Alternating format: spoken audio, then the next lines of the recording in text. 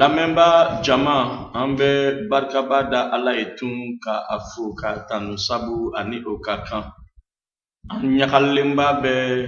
matu wale nyumandon akaketa ubela jelena. Ale minye chokodi ama ka bodon temelona ka sebima. Ka nema ke anye walisa angase ka ni la selu lame. Ka nyogon blasira, ka nyogon kalan, ka nyogon deme. Ala ni foli kakan ale de akakuma di ama walisa ka ankala.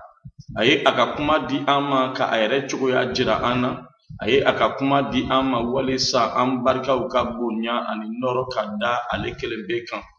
Ode koson akan anga alafo akakantiya koson akalaidula. Ate akadabe ombla abe janto ula abe umakonye. Abe wati donimbo amba laka nyogomla sira din la monita fanfe. Ula ambe na tanye ka obarake ngai choyani anga do fese lila ka fuli keren la se anga nyemeko bela jelema nasra fe ni alaye kuntiya do di ima wala nyemeko ya do dima ka damne dutugiyala bara nyemeko yala amba fe ka bela jelenfu ka anga commune maire bela jelenfu ka anga député fo ka gouvernement mo fo ka ministre fo ka anga président fo jamana nyemeko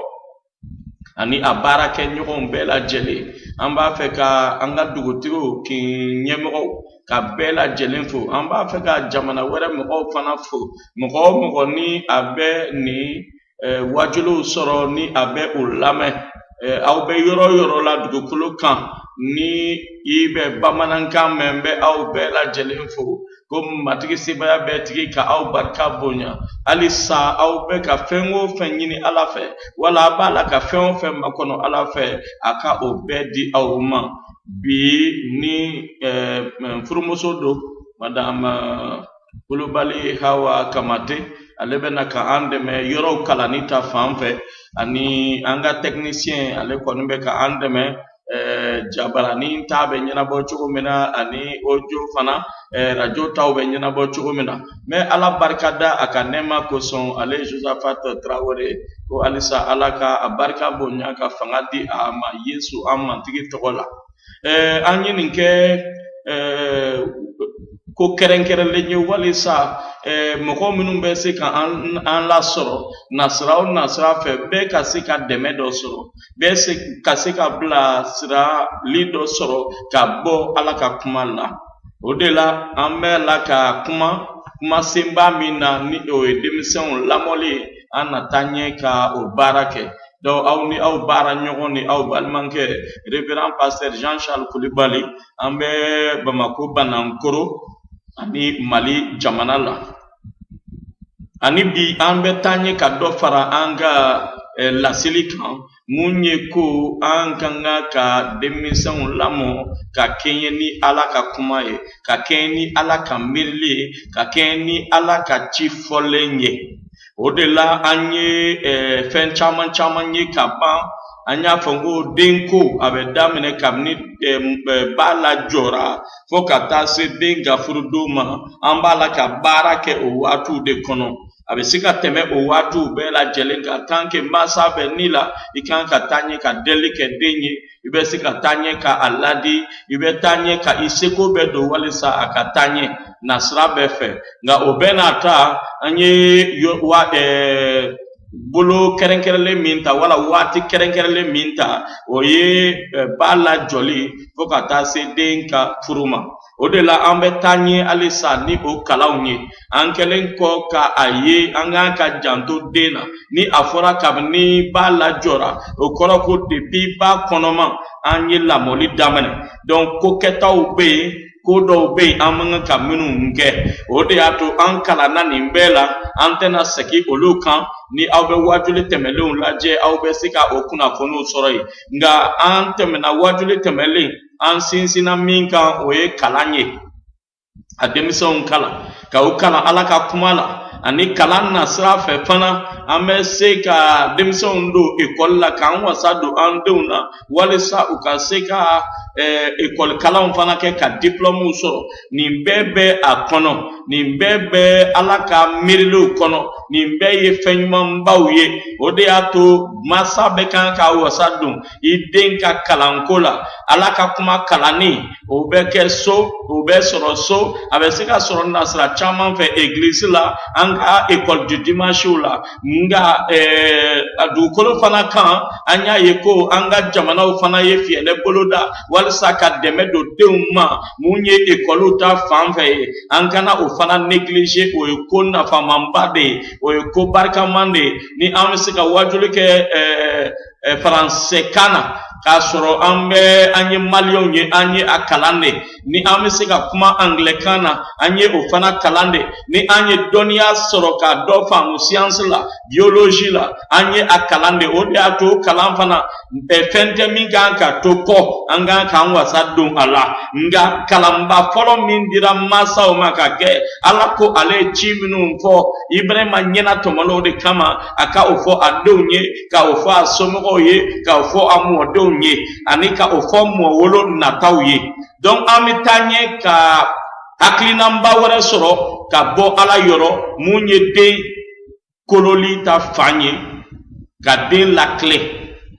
ni an bɛ se k'a fɔ ka den corriger tubabukan na walisa an ka se k'a faamu ɲɔgɔn fɛ Ndalew sura 23 verset 12 ka se 14 Ndalew sura 23 verset 12 ani ka se 14 mena nyini madame fɛ a ka o yɔrɔ kalan Ndalew sura 23 verset 12 ka se 14 ma i ka i dusu sin kalama ka i tulo maja dɔnniya kumaw la i kana siga denmisɛn kololi la hali ni i ye a gosi ni bere ye a tɛna sa ni i y'a gosi ni bere ye i na a ni kisi saya ma c'est ka kalan de tant que Ndalew sura 23 a verset 12 ka se 14 ma i ka i dusu sin kalama ka i tulo majɔ dɔnniya kumaw la 13 i kana siga denmisɛn kololi la hali ni i ye a gosi ni bere ye a tɛna sa ni i y'a gosi ni bere ye i na a ni kisi saya ma ni kuma jɛlen do ala ye min fɔ Ndalew kitabu la sura 23 verset 12 ko i ka i dusu sin kalama n b'a fɛ k'a fɔ masaw ye ko a ka ɲi an ka an wasa don ka kalan di an denw ma a ka ɲi an ka an barika bɛ don ka kalan di an denw ma i ka i dusu sin kalan ma ka i tulo majɔ dɔnniya kumaw la n'i y'a mɛn e bɛ mɔgɔ kalan o k'a sɔrɔ e yɛrɛ fana bɛ a dɔn i ka dɔnniya ɲini o de y'a to an bɛ ala ka kuma dayɛlɛ wajuliw fɛ nasira caman fɛ walisa ka dɔnniya di lamɛnbaaw ma an bɛ ala ka kuma dayɛlɛ walisa ka se ka hakilina ala ka miirili ka o di lamɛnbaa jama ma o de y'a to a bɛ fɔ an ye k'a jɛya ko an k'an tulo majɔ dɔnniya kumaw la donc an b'a la ka nin kalan minnu di nin waatiw la fiɲɛ siraw fɛ a kun ye walisa ka dɛmɛ lase lamɛnbaaw ma ka dɛmɛ lase mɔgɔ dɔ ma min bɛ se ka kɛ sababu ye ka yɛlɛma don i ka ye cogo i ka fɔ cogo ani i ka kɛ cogo la kitabu bɛ taa ɲɛ ka mun fɔ ko i kana siga denmisɛn kololi la hali n'i y'a gosi ni bere a tɛna sa mun de bɛ yan ala b'a fɛ ka mun fɔ i kana siga o kɔrɔ ko denmisɛn hali ni diɲɛ dugukolo mumɛ bɛnna a la ko bolo kana se denmisɛnw ma hali ni dugukolo mumɛ bɛnna a kan ko mɔgɔ kana denmisɛnw bugɔ hali ni dugukolo bɛnna a kan o tɛ ala ka kuma bɔ a cogo la o tɛ ala yɛlɛma n bɛ segin a kan adamaden ka hakili jagabɔ adamaden ka ko labɛn adamaden ka fɛta o tɛ se ka ala ta bɔ a kɔrɔ a ye ala ta to a cogo la ala ko denmisɛn kololi i kana siga k'a kolo nin ye bugɔli waati ye nin ye waati ye i bɛ se ka denmisɛn koro k'a bila punition na o la mɔgɔw bɛ a faamu i bɛ se k'a fɔ komi i ye nin kɛ n tɛ wari d'i ma bi ka taa école là il veut se qu'a fondé comme il y a une guerre mais tout maintenant fini kura sangati mante osan ni be koloni beruye ambolo ambe se ka minunta demisendo obey ni kumana obey abo na demisendo obey ni ma abugo ka buttege nyakelenga ala wala ka busando nyini ka a chanchandoni demisente yelema ni yedin ko jaire ade laba me e chancha ambe ode jamana wera ula den blala uyere ye den tisega korofo den tisega bugo den yere bete ayerema anyebe umo chokola anyebe ala mune beke depression de be o jamana ula anyeba ala mune beke suicide de be o jamana ula anyeba ala mune beke ambe ayeko konnomole chama de beke parce que demison kera blanco ye mogotese ka kuma ufe ni kuma na ufe wera be fanga wele ka iwele kirila la memba ni do kloven kana ni yem matita ye alako ni alako ikana siga demisen kololila kitabu de côté alniya gosi ni bere atena sa parce que ala ba fe ko ika gosi libere wala ika kololi bere yere kanka o fana kedi hakli na fura ko ka dembugo demi bugo ni kanu yade ni ayaso ko e dimina ka damatame ika kanu yate na jorota ka ito bugo ni la kana bugo like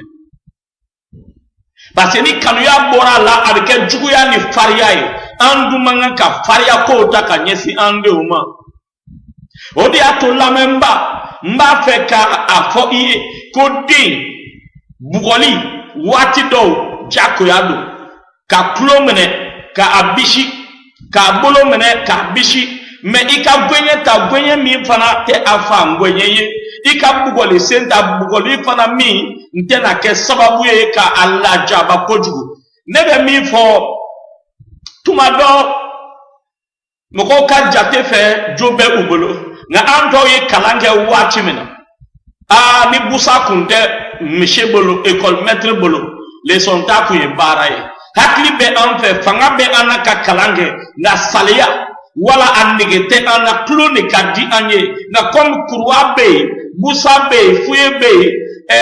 ibe dere do e tume ni tume an kushiro bon aba fa ko jarash adume kushiki sama yoro nyini fo chama nye yere ke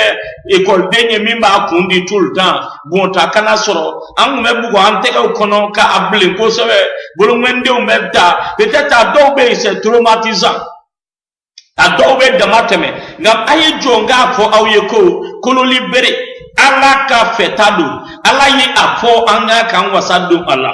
ali ka soro école labi ali mali jamana la o busa ko bala ka bo ali magara deno labi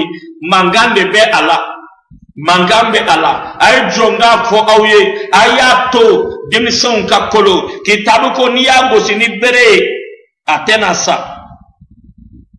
donc o barka dali sura mukani kononton verset 32 ani verset 17 amena o fana la jentaleuna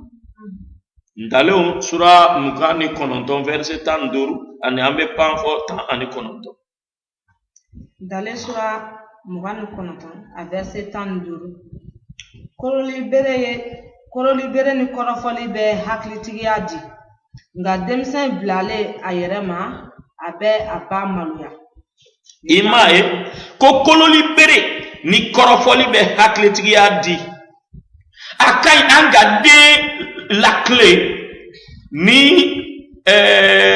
bugoli nasra wala korofoli nasra korofoli be dindo bo ni odon kaba de mi besra ni bina buga jabitre o tada korofoli ma be se ka baga ka chaya ibaya be la clé de rebe ane nyengunu bo ala abadabla de rebe ni ko hey abadabla me do be oluklo ka gele do ni ma corriger demba laje ka laje comme baba koko niye ngembi bugo misal do fleni bugol ta fanfe ni den yere doni mbo ni iko ama mema sansaba yoro nuna ni ko ato languna kuma dam ne ka famulike ni ko ato nu tembi bugo de na ya to kan na kuma chama iba e denti son aba feka e ko me ko iba bugo abina laje ni bisika le bugo abina laje ni e che jole ni ye muso jole abina jatemre ni e fa jole ne fa e ma shuje eske blofer do wa abina ba fara jatemne alete bugoli dimi ato don jatemne folode nga aba feka awde dodo abedawa kama kake do odi ato chien flana la Niko ato chien sabana na buho ere ki ba buho chien sabana na ni ya buho iba eko abe oto a hatila 1 2 papa chien were va me frapper maman chien were abe buho akachala bida 2 fois la tesa anga oko kunye munye c'est pédagogique parce que dem fait ale ba fe ka fle ni aya soro afani abaye mifo ni obina ake dembe oko utaka nyesi masa uma ka au jugo laje ka laje ni aya soro sebela ibake sebela eske ebi siga nebugo ni matuka dembugo abitani ojugo e alni enana ike masaye akorola ibe kuma akuluka gele ankara deunja anye ka adamateme denti siga jaye kateme ala kansa ala minye ada ala minye akanema do ala warsa kake Dubai du kolo kan ete siga den kanu kateme ala kan ikani yere neke ala de be den kanu kateme ankan parce ala de adima kokolo libere ni korofoli be haklitigi adi nga demisen blale ayerema o be ba maluya muna anyi maluya chaman soro kom ni den chena abike ba kumboye o de ato ali kitaba la katanye kasinzi okan parce que ni den koni ni ablala ayerema ablale mbete ati korofo ati bugo ati lakle ma tisiga kuma gwelenfo aye Mogotisi ka kanton korota aye ka kankorota ka pere akuna hey o den sugu ablale ayerema ale de be aba kuna suri dongodo ko mi manga kamme ko mi manga ka ke ko mi manga ka yede o dembe o deke mumbe ke sababu ye sigidala bamoso rebe maluya mumbe ke sababu ye sigidala bamoso re ta don abe minke mumbe ke sababu ye sigidala maluya hali ni ode nana bara damene abe bara yoro mi fanana ni majija okokele ne bitaku bangi ibaye ko demisen blale ayerema ko abe babla maluya e ba fe kato maluya konowa e ba fe ikake baye wala faye mum maluya lembe adenka koketa ufewa adenka kewale ufewa adenjugo ufewa anga den kolo kitabu de ofo tan woro fana kala onya fam ni ka tan woro ni mo jugo chara jurumu fana be chaya nga mo tlele na u bintoye odi ato yamfana ali ka soro anto mesika pa akuna men na fambe ala parce que ni ye koloni berebla ka dembla ayere mo jugu de be chayao julmu kelaw de be chayao drogeru de be chayao gloto de be chayao kamalimba de be chayao moso minumbe uyera per wala jakto ya kelaw de be chayao imaye ni mabarake akan julmuto bi chaya ni ukara julmuto akololo bi se joma ide yere labambe ifa kwe ide yere labambe ido kasola kwe ide yere labambe ba ila tan wolon flabe mu fo anye ika ide kolo ni okera ana idusu suma akona idnisonja hali odi ato amepo anye ko anga den kolo ni den kolo ni den kala ni den blasra ka den korofo ka den dere ka den puni ka labe ko ni ode kera ana idusu suma iba fe iden ka idusu suma wa den kolo ni ko akana ke shekele chez flana chez sabana busakana wala punition kana kana beke un coup fana mai parce que ebe ka fo ayetuma do iya fo adisrele mundo are mame ama famu odi ato chef lake bani sabana busa kana ambena ayeni ibe den kanu ikaka sika den kolo ante ande un kalubi anyi de un fere setanima anyi de un fere jinema jinewuma odi ato ante den kolo ble ambana anyanga jorobla kanga responsabilité obla la memba anga yelama koniye den kolo anaido susuma ako na inisodia dena inisodia hali abetayoro la ani de la damula sa he ni de me ko bonya sa john de re de ni de mba fado ala mo ke me ado ikan ni sino ni mo ye fu bi den ga teme ali ere fa bi den ga teme ipa bi den ga teme e de be mo bolo ko ime na so nyale la binkani kela e kala je abe daw kari bandi de grand chemin ni amne na fa bi den ga teme ta fa akadoko e dendo e de achi ma fo ko jugo minum bebe o e anga kalambalia wala amma dembugo ote nga achama glole no ola suna do ye dese oluye korobolu ye minum bena me e seko ke oto ala bolo ala yerebe o nyana bo akanema barikala muna anga ka dem kolo muna anga ka dembugo muna anga ka fuyeta goyenu nga ka ke ambolo muna punition tuya o kan ka ke ambolo ka denda tu so kono nye oye atibo be so datu adalai abe kashika je do gbe ibe aka janye fe on tige ala teleji flebi komi ima barake ibana ni ma na bana bara fana ma o komi ibana bara ma bana bita e kollate drometi dima wala ni ikaka den ni soja watimina kominu nye le minimum survie olube le mafo aka olutige angana se fo orola nga demisen fala be mi ve o wati ka fe no de amaka ni soja de petit cadeau o de apego cadeau betige abeke le sonye ama muna anga ka den kolo ebru suratan flabe haklinando di amaye kumi mbe den kolo lila dembe kolo wali saka ke denke yere woloy dembe kolo wali saka ke demuso yere woloy mumbe seka wele ne denke ne demuso ebru suratan fla a verse woro ka setama ebru suratan fla a verse woro ka setama mena nyini madame fe aka okala Eburu suratan fla a verse woro ka setama katuguni matri be mi kanu abe ogosi ala be ankolo anfana kama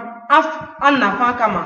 walsa anka niyoro soro aka senuma yala iniche yoro kala liko son anyena ga ibe haklito a yoro la alisa ka kono amsi ake me sekibesi ke akan ko matri ala alebe min kanu abe ogosi matri ala be min kanu abe ogosi okoroko ni ala ti kanu ni te ala kadenya menangono ni ala baniye ite yere wole okoroko itikisi parce que ako yesu ala de afo akakumala yesu krista nasrafe kominu sona yesu krista ma kada ala e fanga di olu be ma ka ke ala deuni neni e kadenya be so yesu krista dana ya de fe oni ankera deuni ni ala be e kanu ala fana ka gosili berebe abolokwe gosili berebe sika ke banai gosili berebe sika ke ibe ka barake ngaite soroke gosili berebe sika ke ala be ito ikan de ko ika patron fe gosili berebe sika ke ala be fen chaman tige ila ka to toro do ki so ari wati do ibe do kasola mugoto wara bi ni bugo chugo do la kasro vraiment ima jala ki bibi ki ka ko katuni matu be mi kanu abe ogosi ka kolo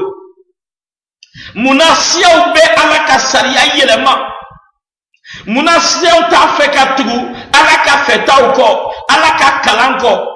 munasiya ta fe ka uyere do ka uwasado ala ka temesa ulade o de ne kawakoya ko abe mi kanu abe ogosi ka kolo abe so dinke mima abe olu be gosi ni gwenye muna gwenye taraya atogo fora ala bugoli kode do dese kan da teme okane je ya kala da sigi ayu sigi jamana ka fo denti bugo dinka na bugo anda tanye ala anga tanye ka ala soso anga tanye ala kamblalila depiteu anga saria sumbo anga ala soso anga ba ala tama kiribe ambela jerenye e mimbolo dona signature now e minya kokolo ibe sao uchama sara ube jahanama la kaba sigate ala ube jahanama la kaba parce que te siga ala kele ka ala yenyeno. C'est impossible. Kitabu ko ala be so demi ma abe olu be gosi. Son kere mawa. Ni ifama igosi ma igosu ma so ima. Kitabu be na mi fo ikola amena oye bane kerila o ma so ima. Wala ite yere wolore e ma pangi du kono ima pangi ba fe e pangi la kenema la memba c'est dur. Tuba ukana ni beni verse kala pasi bamana ngana ambe tulu suro chogo kando kumana walsa akana mugo deku nga arabe so denke minuma abe olu be gosi ni gwenye ayato anga demisa unkolo ni gwenye wati bete wati kelenkele ni kumolo gole ya ni jurmu sira hake doma bugoli fana kaka se o hake ma me bugoli kunte yoro mina angana oke ode ato kuma chama al école soula anga metru ya maria ukande unkolo ni chogola na fambe ala na metru ka famu da mateme fana anyi odowye metru jugera foka nibo anyi adowye masa faga fariara kojugu foka nibo au mainde o juguyaye kanu yate okolo labe kanu yatala hine tala makari tala nyuma yate ala okololi kerani fariyaye biblu be kuma ni mbela verse wolon fly be sega segi ko kala ay kololi gosili munu kama soro ala be aw mine iko aden denge mi fa ta gosi ta kolo o be mi wolon fly o tanye de u be gosi ka o kolo ni o make awla awta yele wolo yi ni che tanye awta den sebe wi ni che o babo ko anka kololi gosili mu o be ka fo ka nyesi an de mo ne fa be ni la mba be ni la ni wajuli ke watila tuma do shiu koro la kosowe me barkada alaika ala fo koson nga ni feta be ubolo uya ifendo mai alinga baraka chukola pasulu fana to ipaseru yi do be nwele ubuka feta fo ikaso ikana son ubuka feta fo o e masa joro yi o di ato awu minu mbe e de unye aminu mbe e de unye anga kololi gosili mun gosili be siga keni kuma yo ikorofoto abe ijoki gosili be siga ke temesira wele ina for punition me ola ifaye fendo comme yeni ge kaba ne de permis mombli te di ma itena mombli boli bere nunu mbe e gosili bere uye angolo aye kololi gosili munyu demission ni kloben kana anni sariya be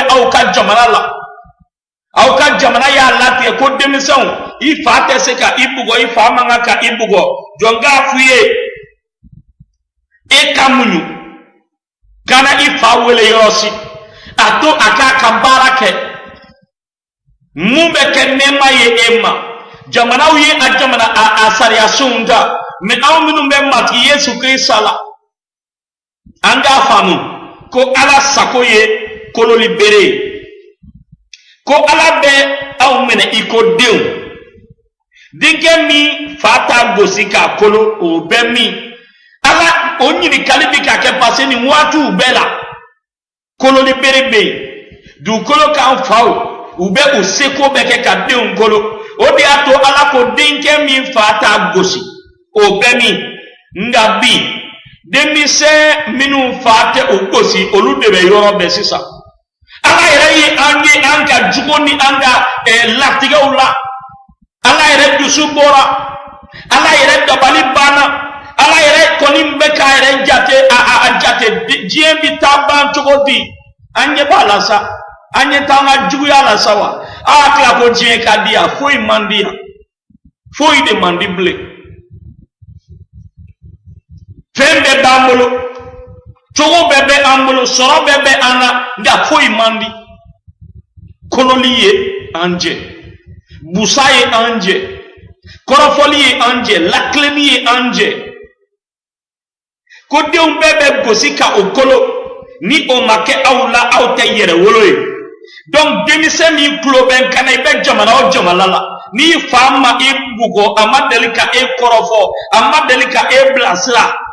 la memba jonga fiete yere woloye te yere woloye go te yere woloye imasa be fe ka fie so ayi ba bora ka so tuya wena te yere woloye wala yere fa bana ila ko kanu ya jalam parce ko manai o de atongo ala de bankanu ko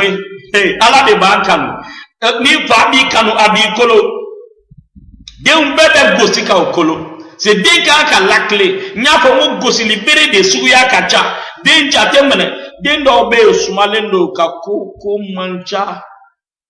u ka filili mancha kana tugolu no ko lo bugo filili mancha ka ba me muntai ati dabla ati kele dabla dongodo abina ijo rola wan sa kanna ke ali kele kelan service kono kanna ke indiscipliné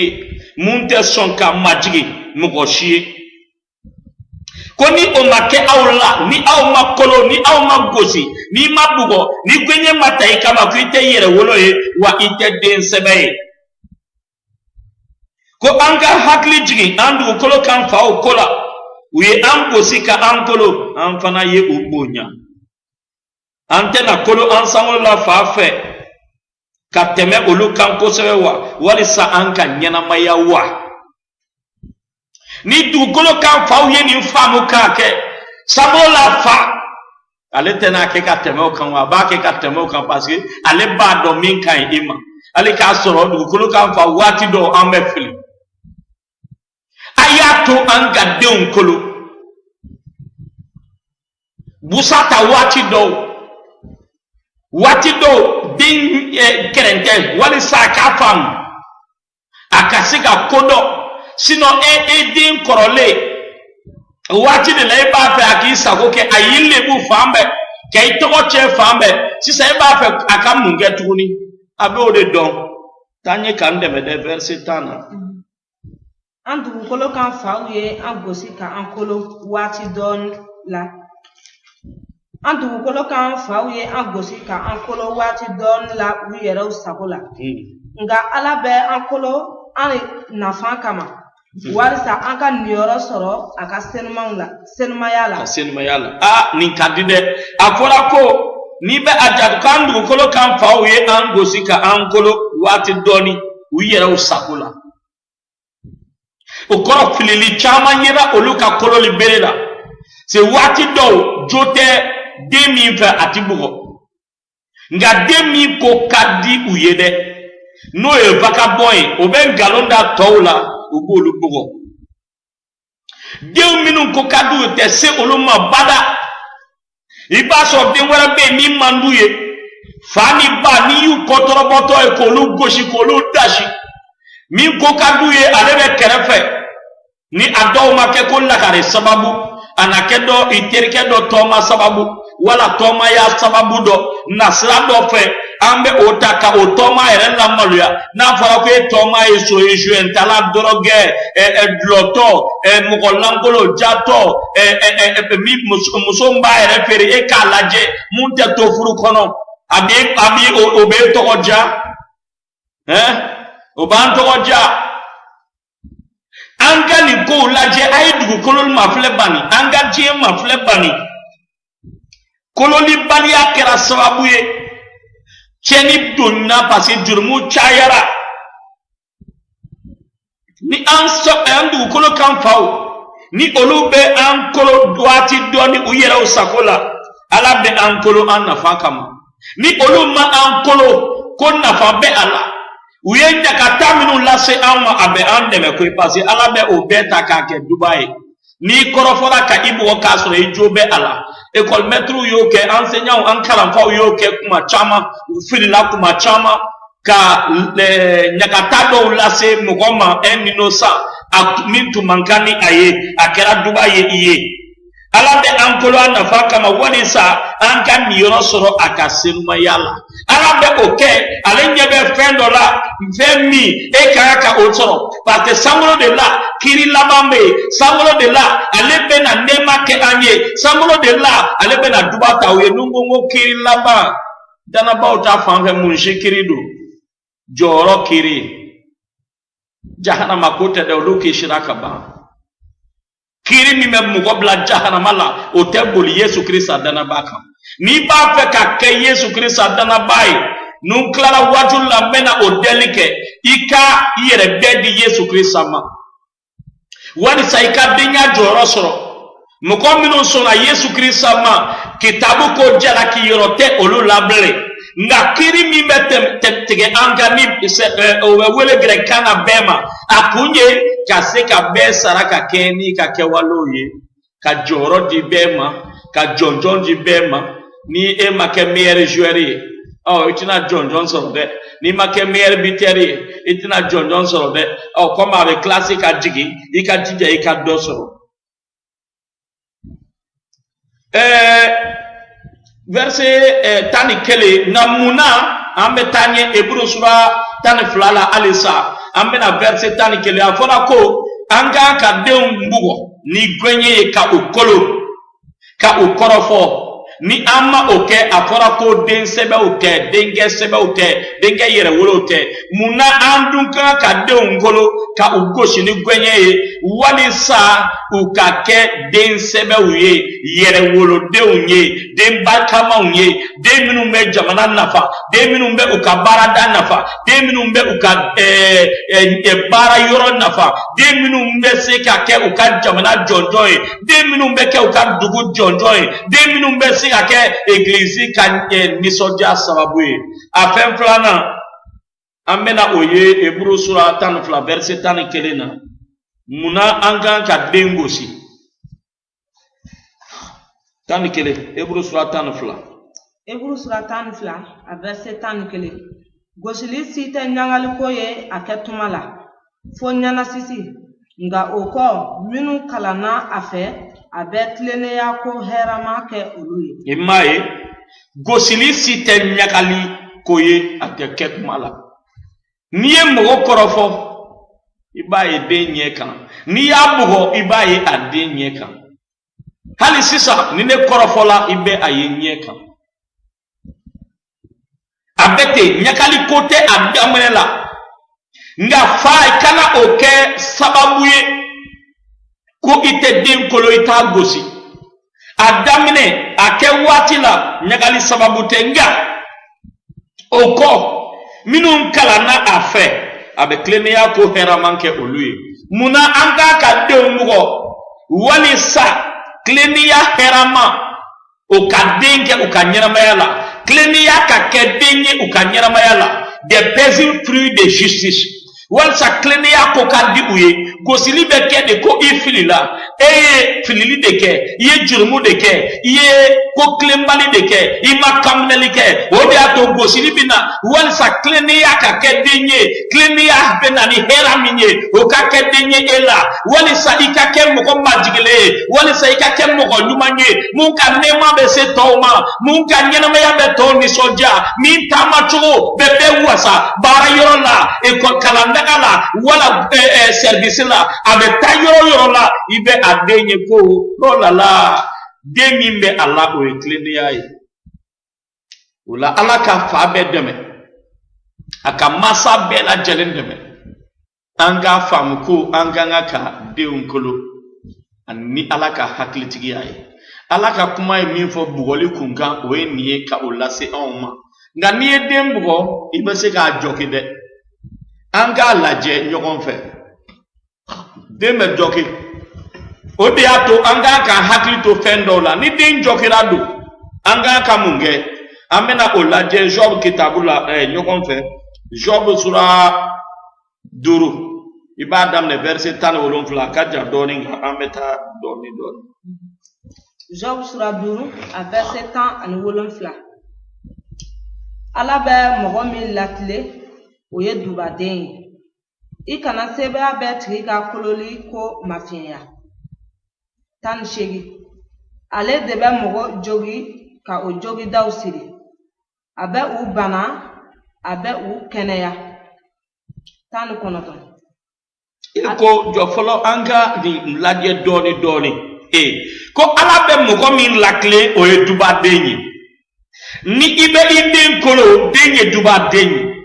n'i tɛ den kolo den tɛ dubaden ye o kɔrɔ k'a bugɔ ko i kana sebaya bɛɛ tigi ka kololi mafiya nka diɲɛ an ye mun kɛ an ye ala ka kololi parce que ala ka kuma an y'a mafiya walisa ka fiyɛlɛ wɛrɛw sɔrɔ ka tɛmɛsira wɛrɛw sɔrɔ ka taabolo wɛrɛw sɔrɔ walisa ka ban ka ala ka kɛta ni ala ka fɔtaw kɛ i kana sebaya bɛɛ tigi ka kololi ko mafiya ko ale de bɛ mɔgɔ joki ala bɛ mɔgɔ joki kɔrɔbɔli fɛ a bɛ mɔgɔ joki ni a ka gbɛɲɛ ye a bɛ mɔgɔ joki ni a ka tɔɔrɔw ye a ye tɔɔrɔ minnu labila a ye setani labila a ye subaw labila a bɛ boliw labila a bɛ mɔgɔ jugu labila a bɛ baarakɛ nanjugu patɔrɔn jugu labila ɲɛmɔgɔ jugu labila walisa ka e kolo ale bɛ mɔgɔ joki ka o jokidaw siri a b'i joki nka o de y'a to waati dɔw faya kɔnɔ n'i ye den mɔgɔ a bɛ se ka joki mɔgɔ y'o ta k'o bɛɛ kɛ kojugu tɛ mun n'a bɛ a bibulu kɔnɔ e de ye adamaden da wa wala e de ye ala ye e ye adamba ye sa e de bɛ adamadenya dɔn e de bɛ adamaden kɛlacogo dɔn k'i ye psychologue ye e ye dɔnnibaa ye n m'a fɔ ko an ka hakilitigiya tɛ fɛn ye mɛ a y'a jɔ hakilitigiya n'a tɛ don ala ka kuma kɔrɔ ka ban sitani ko don a tɛ fɛn ye a bɛ na ni min ye tiɲɛni a bɛ na ni mun ye kɔli a bɛ na ni mun ye dɛsɛ a bɛ na ni mun ye ala kotako a bɛ na ni mun ye jurumu a bɛ na ni mun ye mɔgɔw tɛ nisɔndiyabada ɲɛnasisi dɔrɔn ni kawo ale bɛ mɔgɔ joki ka o jokida siri a bɛ u bana a bɛ u kɛnɛya ni den banana o na sira fɛ a ka ɲi i ka i sɛbɛ don ka den furakɛ parce que bolofili ye o ye nka komi farikolo de don n'i ye gbɛɲɛ sugu dɔ ta tuma dɔ pression min kɛra k'a bugɔ a bɛ se ka kɛ sababu ye a bɛ joki ala ko i ka jokidaw i ka tila k'a furakɛ o jokida bɛ se ka kɛ hali kuma ye parce que i bɛ se k'a tigi kɔrɔfɔ cogo dɔ la i b'a joki nka i bɛ se k'a tigi dusu salo ni mun ye kɛcogow bɛ yen minnu bɛ kɛ sababu ye a tigi dusu bɛ salo o de ye ka jokida suma i bɛ se k'a bana nka i bɛ cogo kɛ k'a kɛnɛya taa ɲɛ k'a kalan. 19 a na i tila tɔɔrɔko 6 la hali 7 la yɛrɛ bonɛ tɛna i sɔrɔ ni ala bɛ mɔgɔ kolo ala bɛ mɔgɔ tila parce que sitani bɛ yen walisa an ka tiɲɛ ka taa fɛ ko ala bɛ i tila tɔɔrɔko 6 hali 7 la bonɛ tɛna i sɔrɔ munna a bɛ fɔ tɔɔrɔko 7 ye ala ka dafalenya o kɔrɔ ko ko ni o bɛ na ala bɛ a kun don a kɔrɔ taa ɲɛ. muga kɔngɔ b'a waati la ana ikisi sayama. Kele watila ana ikisi pan dadumama. Mugani kele. Ana ikisi mugawera unekuma. Hamni toro chuna ika ite nasira. Wala ni ala balaka ikolo abe ila kana fana fau. Chamambe koloni ke mante ande unla pasa. Ante ula kana. Mugawera ula. Ante ula pasa. Mugawera unyena. Ambi tanye ka toro pa toro kan. Yelema okota fanve. Anga ke iko ala. Ni komo ba wati sela ana ikisi sayama. Hallelujah. Kini kele wati sela ana ikisi banda dumama. Allah bebe ikisi pasi abala ka ikolo atena so bolo suku be ka da ika ka inya kata ka itoro ka indeku. Ana ikisi mogo wera unenguma nengundo bei minu be korofolila minu be mogo dogoche minu be tanye alisaka mogo do bolola ala na ikisi onenguma hani toro chuna ika itena sira ala ka nema barkala anga jo ala ka ankolo la memba ni yede ni fawto ki korofo wala ka ipugo de temps en temps ni yere ya doko e jala kelenu atiba kaima so ama ibena aduba solo parce que ala fana be e la fasa parce que abeka ake ala ka nyuma ya kono ani ala ka chi kono ola ala ka nema fana be se ima muganfla ina yele halakili ni kolla ita na sira dugukolo kan warawne mugan saba ini che abe ko ina yele halakili ni parce que o fa nun dese ema ebe yele na ba ko do halakila ba na para ko do kolila e kon mi yele parce que te kolido ite halakili do du kolo kan waraw he o e fen chama de shuya be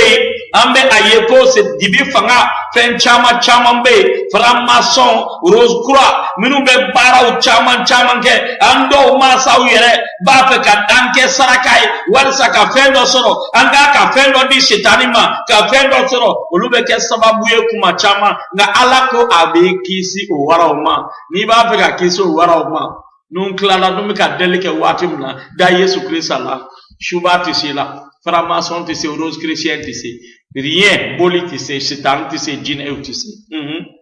mugan saba katuguni laidu na ke ini kungo kono kabakuru che kungo kono sogo na ke hera la ife mugan nani ina yeko hera besigi ika so kono ina tabo ika bangakuru la fuete na uje imae koloni kono ni jango ala ta ni be de be akono duba de be akono odi ato ni iya ye ko ete ka kono ala fe sigade ne madani yere wolo itala ga yi ko aka program na muna ala be bendo ini danfen beche parce que ala yi kolo e sona oma ala fana be ne make baka de teke ila ko ina e ko hera besigi ka sokono ina tabo ika baga kulu la fo itena oje fe o fe itai ala de ibulu la fon la kana parce que ayi kanu ayi kolo wati mina imunyuna abeduba ke iye bukan woro isi tile o dafale na do ikaburu kono ina fo suma kogole la sabole hey ko isikle o dafale chama sikle mandafa parce que ma kolo o masa o fe o fauni o ba o fe chama sikle demisen chama sikle tena dafa parce que maladamu o makala o makolo o de yato o demisen chama be o beka bone de makono o beka dese koli o de makono parce que ala kadimi abe o kan ko kitabu be afo anye ka jeya ko isikle na dafa ala ba fe ka wati min ke do kolo kan atena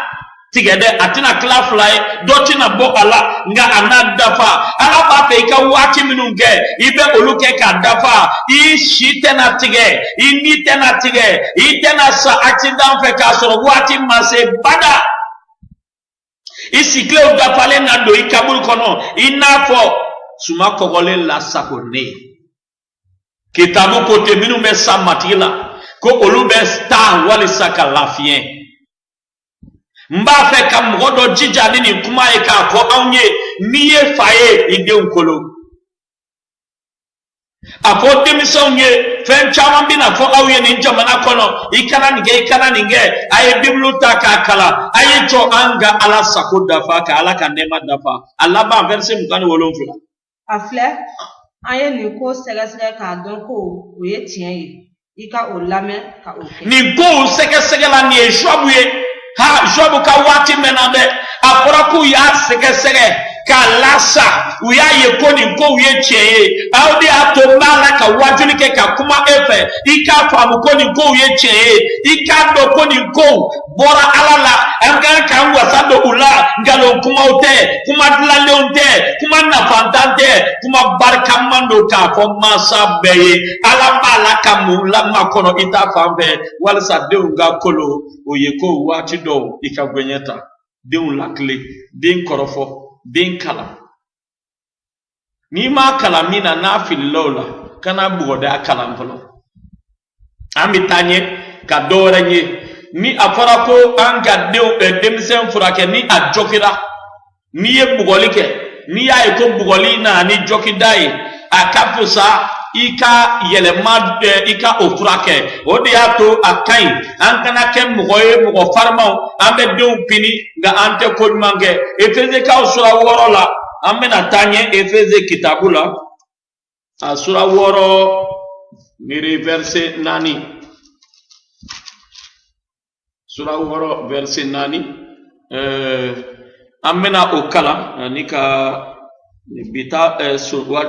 bi wajuli sonsori okan donc efeze ka usura woro verse nani efeze ka usura woro a verse nani fawu fana au kana au de dusu tien nga au ka ulamo ni matiki ka kololi ni aka ladili imaye ko fawo ni afora ko anga den kolo ni afora eni ne ko dembi seka bugo ni afora jamana kono mogoye ko metru be seka de mogo ala e fendo for de ako fawo fana au kana o de ndusu tiende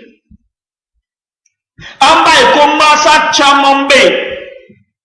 ube dusu tien ko de taka nyesi udeuma masa chamombe ube dusu boko de takase udeuma afle ni edenye shimbo asera santan nane santan duru hal ni majerte ni termoso unana ni o wati de bamoso be alla jabaka korofo ka olutoi o makle mai ala te o fefeu abe den dusu tien tu les irrites o wati la ibe den wele ka do sokono ndafe kan ye ila wala edin chema asira santan woro la wati me ne pas encore manger nga asira wati mina ibato ni ateru na wati mina fugare febe boli ano foto be pusata o wati sabalisa hakli solo na fora dinga kolo ala teninke ala tesonima ala mafika lebu ama fika lambaloya ama fo ika odiato wati do were ni mogo kacha ali so kono anga nyere kolosi parce que aketola do be abe atoro atigi bonya ni mo bi ka sokono ni nando sabali ni tatigi do kana dembo ka toyi nga ajira denka kewale fe kwa majaye denka do ni ay sokono amba ya fa do be imo ke fana be ni ibika dembo ati so do iba fiele deke ake kana ke kuifana makote o mokola kitabu ba foko pau au kana au de unduso che nga au ka ulamo ni matika kololi ni akaladili ala ba fe akake chogomena matika kololi chogobe matika kololi ferebe matika temesra be matika tabulo be ko anga tugu olude la kana sira werebo kana temesra werebo me au blaya ka foko an kambe ka deli ala fe akambe deme anga ke fa nyuma unye anga ke fa sebe uye anga ke lamoba sebe uye minumbe udeon kolo minumbe udeon bugo ni bugoli kumbe minumbe deon jokida no dusu jokida wala ni busayo ujoke minumbe ufrake minunte du deon dusu bo ka dusu che ka umafiya ka ulebu nga minumbe ujanto udeona wala mena ala deli Ni b'a fɛ ka i yɛrɛ di Yesu Krista ma, a ka kɛ i matigi ni kisiba ye, i bɛ nin deli kɛ ne kɔ. Ma fɔ matigi Yesu, ne bɛ barikaba da i ye ka i fo ka i tanu. Yesu sɛbɛ la i ɲɛna ne ma. Ne y'a dɔn ko ne bɛ taama fili la, ne ye jurumukɛla ye. N y'a dɔn fana ko i nana dugukolo kan, i gwengwena, i joli bɔnna, i sara, ani i kununa ne kosɔn. Ne bɛ da o saraka la. Saraka kelen bɛ Ala ye min bɔ, walisa ka cɛlabɛnni don ne ni a cɛ, walisa ne ka se ka Ala wele n fa. O la ne bɛ da i la, ne bɛ tugu i nɔ, ne sigilen bɛ. Matigi Yesu, kɛ ne kisiba ne matigi. Ne tɔgɔ sɛbɛn ɲɛnamaya kitabu la. Ne b'a dɔn ko e de na kiiri tigɛ, i ka ne ka kisili ko ɲɛnabɔ. Ne bɛ tugu i la. Ne barika bonya fanga di ne ma. Amina. Ni ye nin deli kɛ a faamu ko nin ye tubile ye, nka i bɛ cogo kɛ soit i bɛ ne yɛrɛ wele, wala ni église dɔ ka surun i la, wala i bɛ karamɔgɔ dɔ dɔn, n'i bɛ jamana wɛrɛ na, i bɛ se ka i wasa don o la, walisa a ka i dɛmɛ, walisa a ka i bilasira. O la n bɛna deli kɛ mako kow la, i bɛ yɔrɔ yɔrɔ la, n bɛna Ala deli, walisa Ala ka nɛɛma ka se i ma. Sebayaw bɛ tigi Ala kɔrɔtalenba, mɔgɔ o mɔgɔ ye lamɛnni kɛ nasira o nasira fɛ. Dɔw tun b'a faamu denw kan ka kolo cogo min na, u ye filili caman kɛ, a filɛ denw tiɲɛna. Denw kɛra mɔgɔ lankolonw ye, denw kɛra fakobatɔw ye, denw kɛra jinɛtɔw ye, dɔw yɛrɛ kɛra fatɔw ye, dɔw kɛra juɛminanw ye, dɔw kɛra dulɔtɔw ye. Yesu Krista o kɛlen k'a faamu, u b'a la ka nimisi, u b'a la ka ɲɛji bɔ, mɛ i ka sebaya labila, ka o denw hɔrɔnyali ko welewele da. Sabu matigi Lazare sara fo k'a toli, i ye a kunu. O de y'a to matigi bɛ i ka kunuli sebaya labila, nin denw ka kunu, jɔnya juruw ka tigɛ, nin denw ka yɛlɛma ni e ka sebaya ye. Parce que e bɛ se ka kabakuru yɛrɛ yɛlɛma i ka nɛɛma barika la, n'i ka kuma ye, n'i ka sebaya ye, i ni sɛnu barika la, e ka sɔn ka maga denw na. Mɔgɔ o mɔgɔ dusu b'a la ka kami kami, sabu den tiɲɛna, matigi a yɛrɛ ka jurumu ni a ka filili fɛ. Yesu i ka yafa, Yesu i ka o denw lakile kura ye. Matigi mɔgɔ minnu bɛ sira ɲuman kan ka ban u barika bonya, minnu kun tɛ a faamu dɛmɛ, walisa u ka se ka jagwalenya sɔrɔ, matigi u ka denw kanu, matigi ka denw kolo. Matigi an minnu fana ye e denw ye, an k'a faamu ko kɔrɔbɔli sifa minnu bɛ an sɔrɔ, matigi ko an ka olu jate ɲagaliba sababu ye. Den ya kɔrɔbɔliw do k'a jira ko an ye yɛrɛwolow ye, ko an ye sɛbɛw ye, an barika bonya o la. Mais i deli banabaatɔw ye, cancer bɛ minnu na, furudimi bɛ minnu na, sida bɛ minnu na, matigi coronavirus banakisɛ bɛ minnu na, bana bɛ minnu na, matigi minnu fana ni farigan wɛrɛ bɛ u la, bana minnu tɛ ban, matigi don kɔnɔ, kɔrɔti, dabalijugu. Yesu Krista Nazareth ka tɔgɔ la, n bɛ o banaw bɛɛ lajɛlen kɔrɔfɔ, n bɛ i ka sebaya labila, matigi ko i ka banabaatɔw lawuli, matigi muso minnu b'a la ka den ɲini, i ka den di u ma, yanni san wɛrɛ ɲankuma, n bɛ den wele, Yesu Krista Nazareth ka tɔgɔ la, minnu fana ni u ka wolonugu yɛrɛ tigɛra wala a tiɲɛna, wala bana bɛ a la, n bɛ u kɛnɛya, wolonugu ka kuraya, i ka kura bila, matigi walisa u ka dentigiya i ka sebaya barika la, e bɛ wele kabako a la, n bɛ a deli fɛ, baara tɛ minnu bɛ i k'a di u ma, minnu b'a la ka baara kɛ ni yiriwali tɛ yen, matigi danga dɔ bɛ u kɔ. Sarakabɔlan dɔ b'a la ka kuma u kan, n bɛ o sarakabɔlan dafiri, n bɛ o dubalen ci, n bɛ o filen ci, n bɛ i ka sebaya labila, walisa u ka yiriwa ka jeni. A to matigi mɔgɔ minnu ye lamɛnni kɛ, u k'a dɔn ko i ye ne ci, ko ne y'i ka baarakɛla ye, i ka nɔrɔ da i yɛrɛ tɔgɔ kan, i ka bonya da i yɛrɛ tɔgɔ kan. Ne da ma se hakililanko minnu ma, ni o ye hajiw ye i ka olu ɲɛnabɔ, n bɛ jinɛw gɛn ka bɔ mɔgɔw la, n bɛ kunnafɛnw bɔ ka bɔ mɔgɔw la. Matigi ni saw minnu bɛ na, wala cɛ minnu bɛ na ka da ni musow ye, ka da n bɛ u ka sebaya cɛ, ni sɛnu tasuma sebaya, n bɛ o labila walisa u ka hɔrɔnya. Yesu a matigi tɔgɔ la, amina. O la n b'a fɛ ka aw bila yan, ka nɛgɛjuru sira di aw ma 91 44 44 fu ani fu. N'i ti Mali kɔnɔ fɔ i ka 00 223 voilà 00 2 2 ani 3 i bɛ o bila ɲɛ ka sɔrɔ k'a tɔ tugu a la. donc nɛgɛjuru sira filanan ye 66 54 37 10 ani 4 an b'a fɔ ko ka an bɛn waati wɛrɛ